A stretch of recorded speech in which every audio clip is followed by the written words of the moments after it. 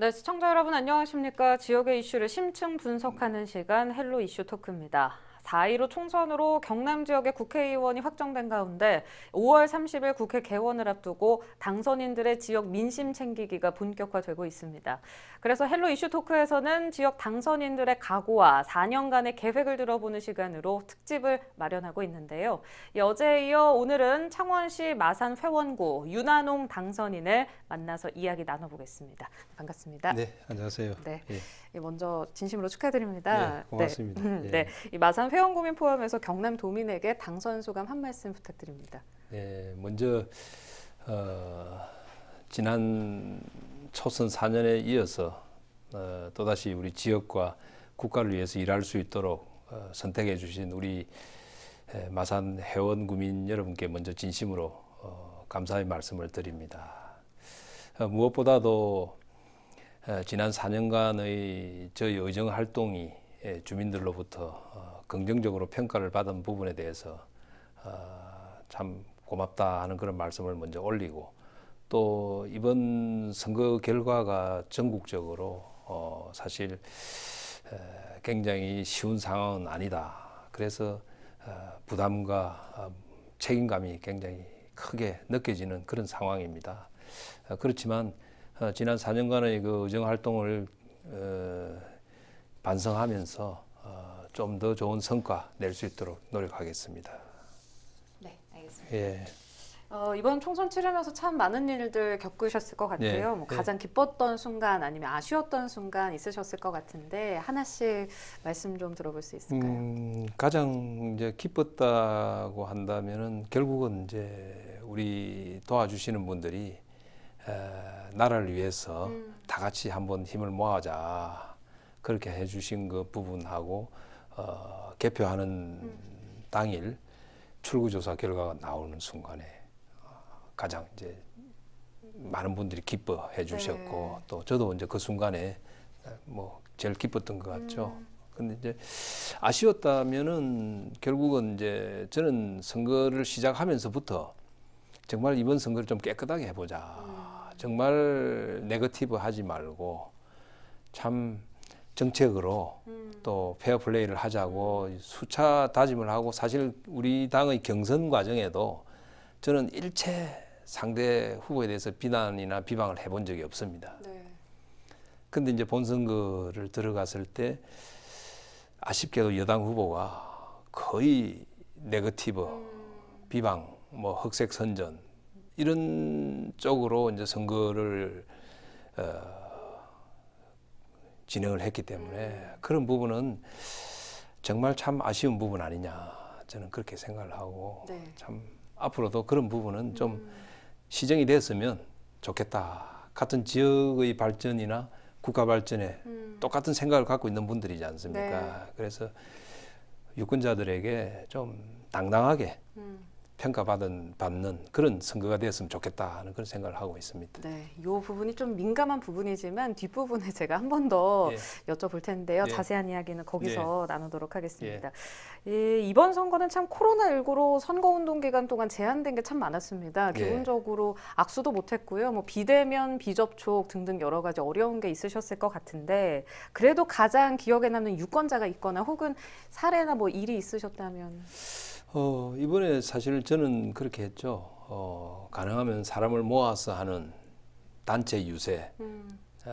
초기에는 사실 거의 안 했습니다. 안 하고 제가 개인적으로 수행하는 비서 한 사람 데리고 1대1로 접촉을 하고 유권자를 만나러 다녔죠. 사실은 그게 더 힘이 들었습니다. 네. 많이 다녀야 되고 했는데 그러다 보니까 이제 뭐 한편으로는 너무 선거에 소극적 아니냐 그런 말씀도 있었지만은, 그러나 이제 정부 정책도 그렇고 국민들이 코로나 때문에 힘들어하는 상황에서 저는 그게 옳았다고 생각을 하고, 또 참 그런 과정에도 다녀보면 우리 젊은 친구분들이 같이 사진 찍자, 같이 또 V자를 그리면서 이렇게 환호를 해줄 때 네. 그때가 참 아마 합성동이었을 것 같아요. 거기서 같이 해줄 때가 참 기억에 남고, 또 한 분 더 기억에 남는다면은 제가 이제 저녁에 퇴근길 되면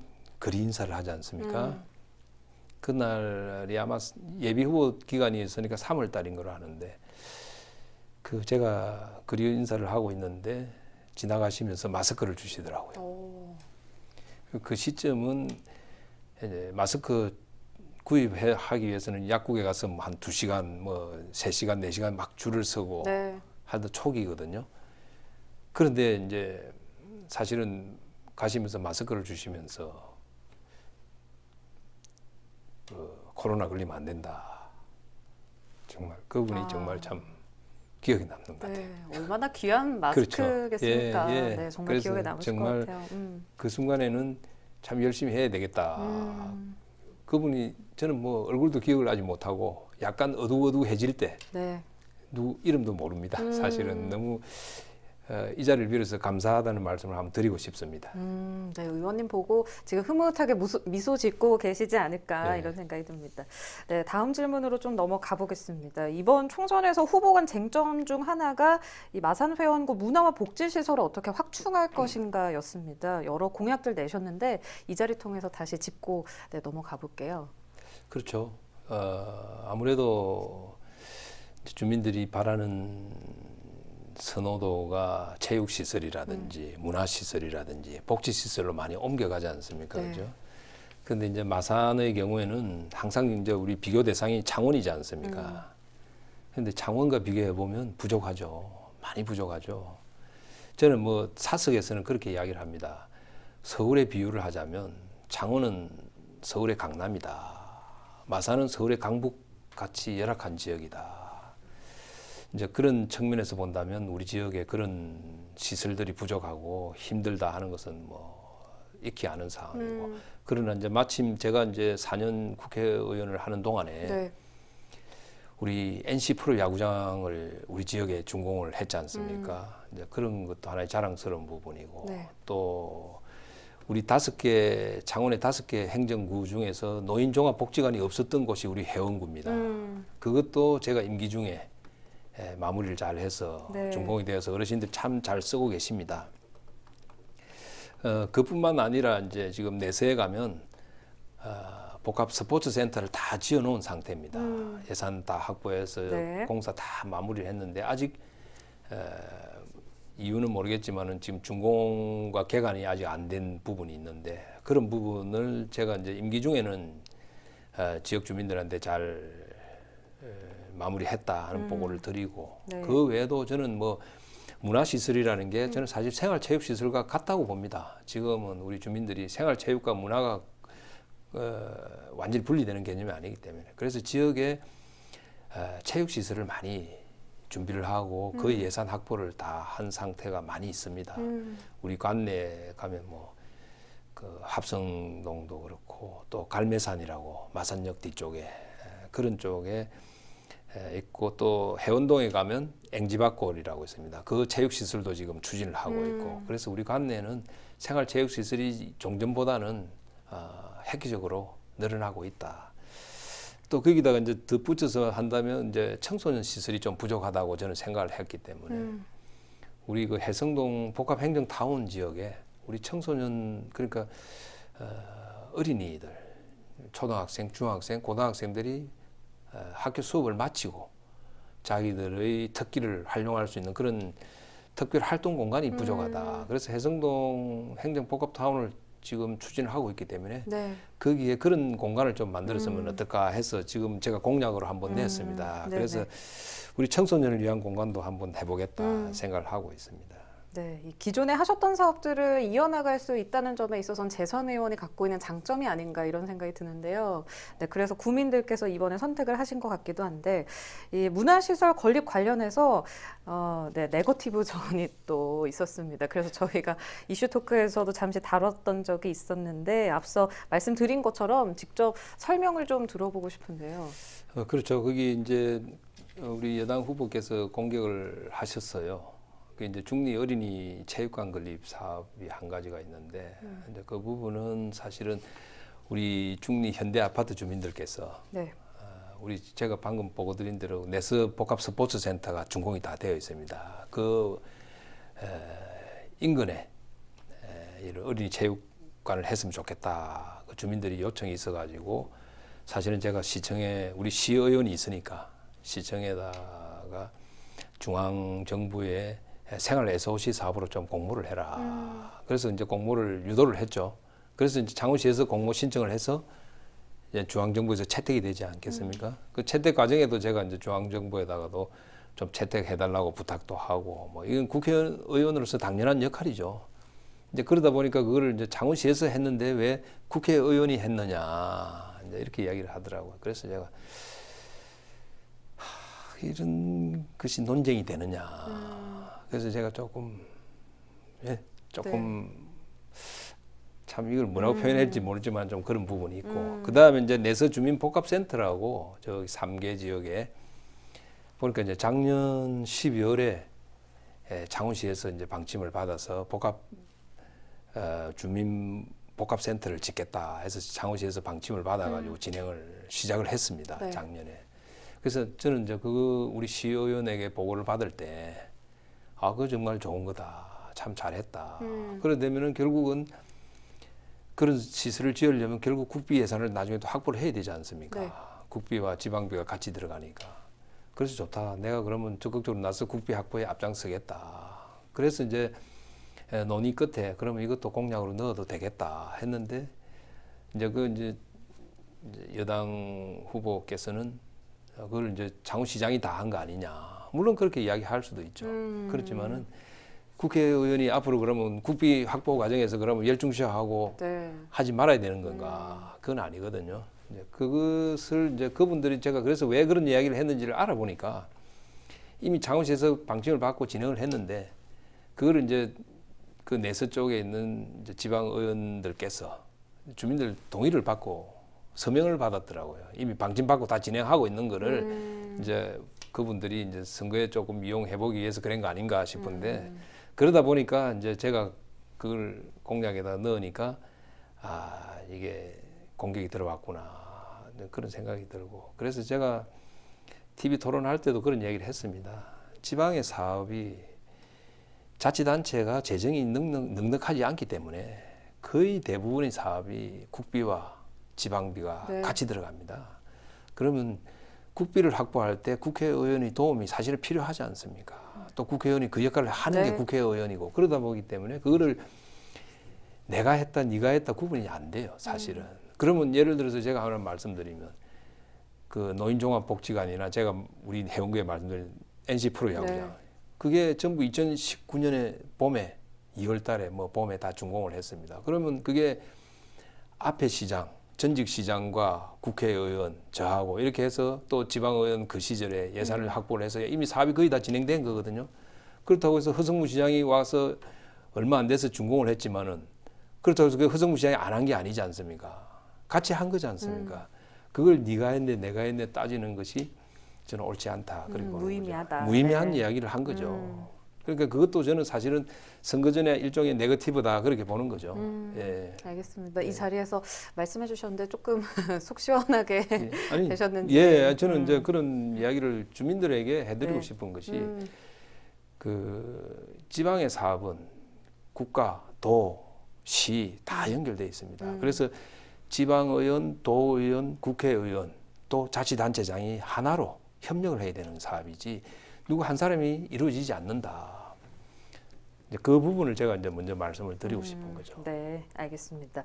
이 마산 회원구의 경우에는 물론 저희가 지금 이야기한 시설도 중요하지만요, 뭔가 만남의 광장, 젊음의 광장 이런 소통의 공간이 좀 부족하다라는 말이 늘 있어 왔습니다. 합성동을 중심으로 한 부흥 그리고 마산역의 부활, 요거를 지금 지역민들께서 많이 기대하고 계신데 이 부분에 대해서도 네, 말씀 좀 해주시죠. 그렇죠. 저는 이제 우리 합성동 상권 부분은 사실은 조금 더 시청에서 적극적으로 더 많은 관심을 가졌으면 좋겠다. 그런 생각을 합니다. 왜 그러냐면 젊은이들이 굉장히 많이 오는 공간입니다. 네. 우리 젊은 분들이 어떤 시청이라든지 여기서 유치를 한다든지 와달라고 해서 오는 것이 아니라 자발적으로 오는 공간입니다. 근데 방금 말씀하셨듯이 만남의 광장이라든지 주차장 부분이 굉장히 부족한 것이 사실입니다. 그래서 합성동 쪽에는 그런 우리 주민들, 젊은 분들이 와서 편안하게 여유를 가질 수 있도록 그런 광장이라든지 주차장 공간을 좀 했으면 좋겠다. 네. 그래서 그것을 좀 살려 나갔으면 좋겠다 하는 생각이고, 마산역 부분은 사실은 방금 말씀하신 부분은 굉장히 희망 사항이죠. 왜냐하면 마산에 어떤 수요가 없는 지금 상황입니다. 네, 유동인구가 없습니다. 왜냐하면 그게 이제 마산이 많이 침체되어 있고 마산의 성장을 견인할 수 있는 어떤 새로운 에너지가, 성장 에너지가 지금 부족한 상태죠. 그러다 보니까 그것을 세금을 가지고 정부 예산으로 마산역을 어떻게 개발을 한다든지 해가지고는 저는 불가능하다고 보는 거죠. 왜냐하면 그만한 돈을 자치단체에서 장만을 할 수도 없습니다. 네. 마련할 수도 없고 설령 또 빚을 낸다든지 해서 마련했다 하더라도 유동인구가 없고 사용하는 소비 계층이 없다면 해마다 엄청난 유지 비용을 또 부담을 해야 되는 겁니다. 네. 그래서 저는 그런 부분은 지금 당장 순서가 잘못됐다. 섣불리 하지 않겠다. 한다. 왜냐하면 성장 에너지를 먼저 마산을 네. 유인을 해서 마산이 사람도 들어오고 돈도 들어오는 그런 도시로 먼저 다시 변화시키면 그 다음에 상권 활성화가 자연적으로 이루어지는 것이다. 저는 그렇게 보거든요. 그래서 이제 제가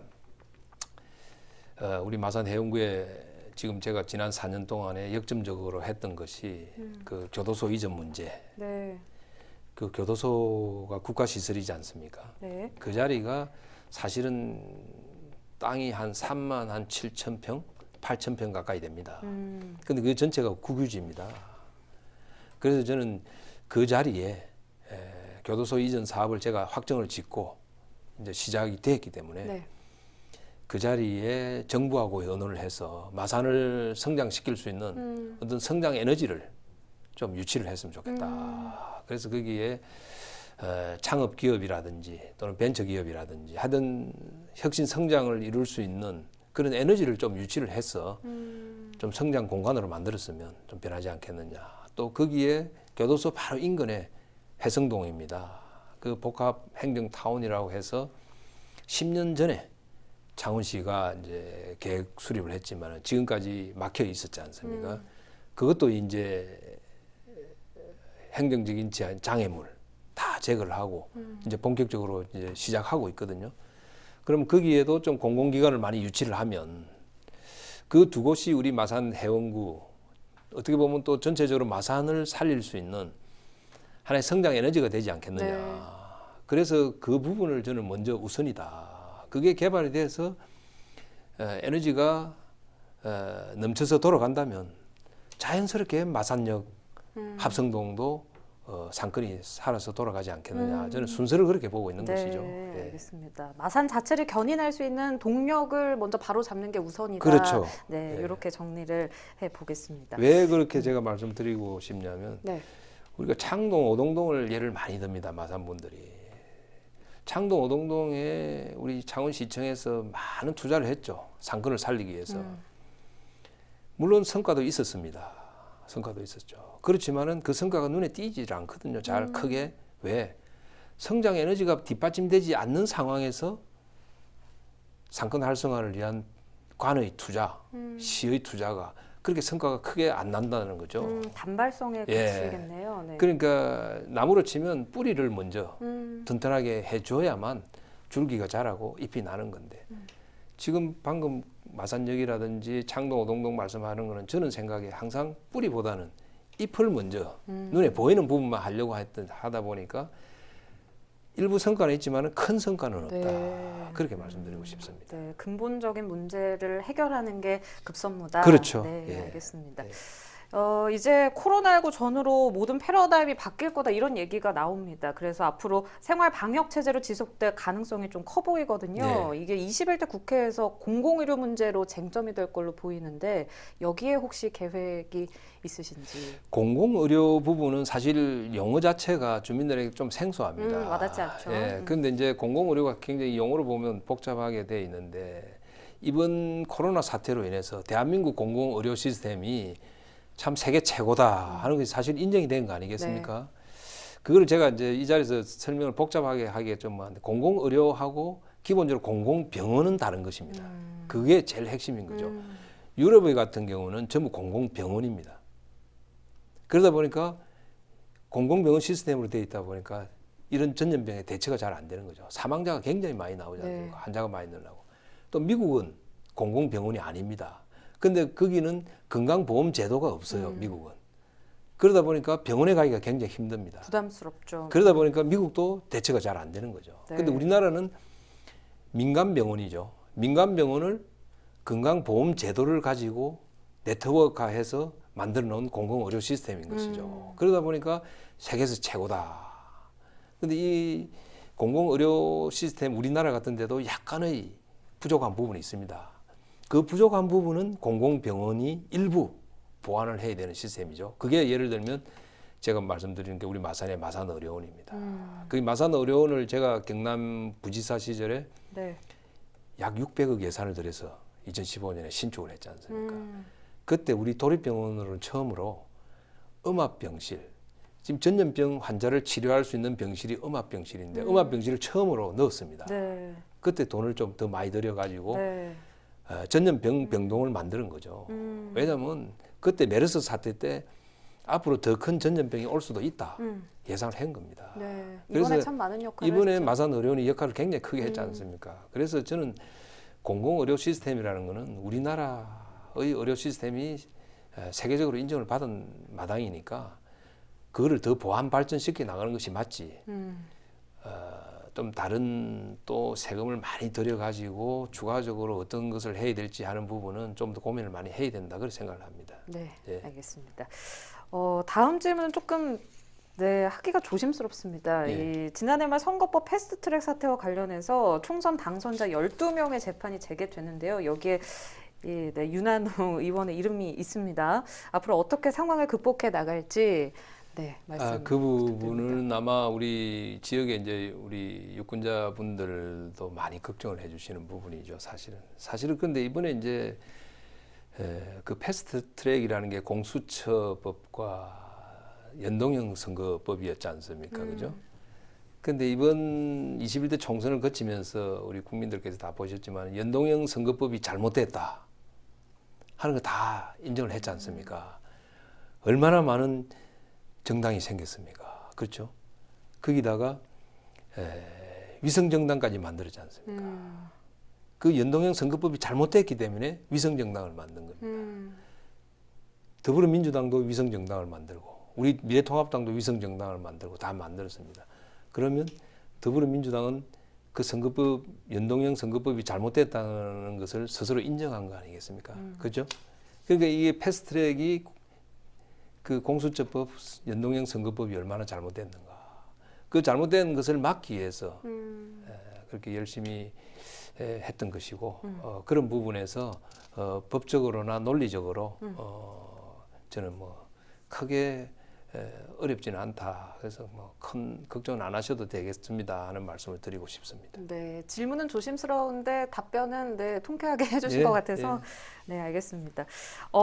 이번 선거에 유권자 56.4%가 윤 당선자에게, 그러니까 윤 의원께 표를 줬습니다. 개인적으로 왜 내가 신뢰를 받고 있구나 이걸 느끼시는지. 그러니까 사실은 두 가지 포인트죠. 제가 이제 4년간 열심히 했다. 또 그동안 우리 지역에 어렵게 뭐 10년, 20년 풀지 못하던 민원을 제가 해결을 잘 했다. 그래서 앞으로 더 맡겨도 되겠다 하는 그런 기대도 있었고요. 네. 두 번째 안 좋은 부분은 경제가 워낙 어려웠지 않습니까? 더군다나 이제 우리 지금 문재인 대통령 이후에 소득주도 성장이라든지 탈원전 정책으로 인해 가지고 경제가 어려워지는 과정에서 특히나 이제 우리 산업도시 창원이 제일 힘들어졌거든요. 이제 그러다 보니까 우리 주민들께서 그런 경제 살리기에 대한 기대를 많이 하신 거 아니냐 저는 그렇게 생각을 하고 있습니다. 네. 반면 표를 주지 않은 43.6% 유권자들도 있거든요. 예. 이 분들을 설득할 뭔가 신뢰를 보여줄 만한 앞으로의 계획이 있으시다면 말씀해 주시죠. 이제 그런 분들께는 이제 사실은 제가 계속 말씀드렸습니다만은 좀 더 많은 가시적인 성과를 보여드려야 되겠죠. 이제 다음 차기 4년 동안에는 눈에 보이는 변화, 우리 지역구에 눈에 보이는 변화 또 발전 그 모습을 보여드리고 싶습니다. 그렇게 한다면 저를 지지하지 않으셨던 분들도 정말 다시 한번 마음을 열어주시지 않겠느냐. 또 그리고 제가 사실은 매월 첫째 토요일 날 민원인의 날을 운영하고 있습니다. 네. 그때 참 많은 분들이 오시거든요. 그분들하고 저는 소통을 많이 합니다. 또 그분들 민원도 제가 해결해드리기 위해서 참 열심히 하기도 하고 또 그분들 어려움 하소연도 많이 듣고 소통을 많이 하기 때문에 그런 분들하고 조금 더 자주 만나겠다. 만나서 소통하다 보면 마음을 열어주시지 않겠느냐. 네. 그런 생각을 하고 있습니다. 네, 이 예. 방송 보시는 시청자분들이 민원인의 날을 예. 많이 이용하지 않으실까 생각이 듭니다. 예. 이 마산 회원구의 21대 국회의원으로서 앞으로 4년에 대한 각오 한 말씀 부탁드립니다. 지금 사실은 이번 21대 총선 결과가 저 개인적으로는 영광입니다. 그러나 이제 전국적인 의석수에서 보면 사실 이 문재인 정부의 경제정책 기조, 방향을 사실 바꾸기가 굉장히 어려운 상황이 되었습니다. 그래서 저는 우리 창원 경제를 살리고 또 우리 탈원전 정책도 좀 변경을 시키고 폐기를 했으면 하는 것이 제 선거 때 공약이었었는데 그 부분이 굉장히 어려워지지 않겠느냐. 그래서 좀 더 많이 발품도 팔고 노력해야 되겠다. 또 그리고 우리 야당 의원으로서 또 우리 지역 주민들 어려운 부분 잘 해결하는데 더 많이 뛰어야 되겠다. 그런 생각을 하고 있습니다. 지켜봐 주시면 꼭 성과로서 보답하겠다는 말씀 올리겠습니다. 네. 마지막으로 질문 하나만 더 드릴게요. 이 재선 의원 아니십니까? 예. 부담감도 막중하실 거고 뭐 자신감도 있으실 것 같은데 끝으로 여기에 관련해서 말씀 부탁드립니다. 사실은 뭐 초선 의원 시절에는 지역과 서울을 열심히 왔다 갔다 하면서 주민들 많이 만나면 사실 좋은 평가를 받을 수가 있습니다. 네. 근데 이제 사실 재선 의원이 되면 국회에서 이제 상임위원회에서 간사도 맡아야 되고 또 지역구보다는 또 국정을 더 많이 챙겨야 되는 그런 부담감이 있습니다. 그래서 지금 현재 코로나 19. 때문에 사실은 나라의 어려움이 많이 묻혀져 있는 상태입니다. 그래서 이제 그런 부분이 코로나19가 어느 정도 정리가 되고 나면 경제의 어려움이라든지 나라의 어려움이 이제 나타나게 되기 때문에 그럴 때 또 우리 지역 경제의 어려움이 이제 또 표면적으로 다시 부각이 될 때 그걸 어떻게 해결해 나갈지 참 그런 부분에 대한 부담감 하여튼 더 노력해야 되겠다 하는 그 생각이 제일 큰 부담으로 느껴지고 있습니다 지금. 네. 그럼 어떻게 좀 극복해 나갈 방안이신지? 그래서 이제 그 우리 자치단체장 이제 정당은 달라도 같이 소통을 많이 해야 되겠죠. 그리고 또 서울에서도 국회에서도 여당 국회의원들하고 소통을 많이 할 수밖에 없는 그런 상황입니다. 네. 그래서 좀 더 열심히 뛰겠다 하는 말씀을 올리겠습니다. 네. 윤한홍 당선인과 오늘 이렇게 이야기를 나눠봤는데요. 협력이라는 두 단어가 가장 많이 떠오르는 것 같습니다. 그렇습니다. 네. 오늘 긴 시간 함께 해주셨는데 뭐 아쉬우시면 한 말씀 더 해주셔도 그렇죠. 되고요. 지금 이제 저희들이 사실은 야당이기 때문에 우리 지역에서는 우리 야당 국회의원들을 다 선택을 해주셨지 않습니까? 그 이야기는 결국은 이 여당의 이 정부의 경제 정책을 좀 바꿔달라. 그 희망이 저는 가장 컸다고 봅니다. 근데 사실은 이제 제가 아까도 말씀드렸지만은 전체적인 의석수를 보게 되면 그 경제 정책 기조를 바꾸기가 굉장히 어려운 상황이 되었습니다. 그렇기 때문에 그 부분에 대해서 우리가 조금 더 애를 써야 되겠다. 그리고 여기 또 이제 시장과 도지사는 여당이기 때문에 시장 도지사와 좀 더 만나서 같이 뛰어달라. 그렇지 않으면 네. 우리 창원 경제, 경남 경제 살릴 수 없다. 그 부분을 좀 더 많이 이야기를 하고 호소를 하겠습니다. 네, 알겠습니다. 여기까지 듣도록 하겠습니다. 오늘은 창원시 마산회원구 윤한홍 당선인과 함께 총선 전후 이야기와 앞으로의 계획들 들어봤습니다. 말씀하신 대로 앞으로 구민들의 목소리를 경청하는 일꾼이 되시길 진심으로 바라겠습니다. 이상으로 마치겠습니다. 고맙습니다.